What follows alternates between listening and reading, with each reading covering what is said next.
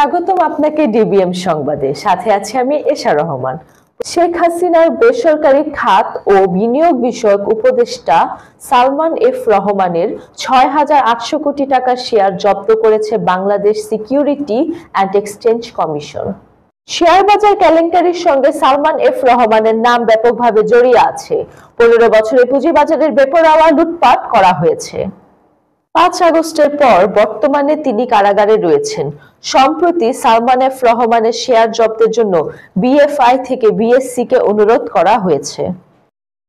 ফলে সালমান এফ রহমানের বিভিন্ন প্রতিষ্ঠানের নামে থাকা ৬,৮০০ কোটি টাকার শেয়ার ছাড়াও আরো কয়েকজন উদ্যোক্তার ৭০০ কোটি টাকার শেয়ার জব্দ করেছে কমিশন। ঋণ খেলাপি, জমি জালিয়াতি, অর্থ পাচার, শেয়ার বাজার কেলেঙ্কারি বললেই সবার আগে আসে সালমানের নাম। নামে বেনামে তার ঋণের পরিমাণ লাখ কোটি টাকা ছড়িয়েছে।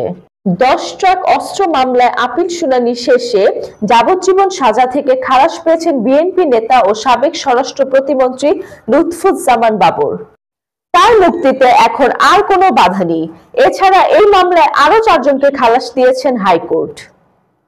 পাশাপাশি ভারতের বিচ্ছিন্নতাবাদী সংগঠন উলফার সামরিক কমান্ডার পরেশ বড়ুয়া সহ 5 জনের সাজা কমানো হয়েছে।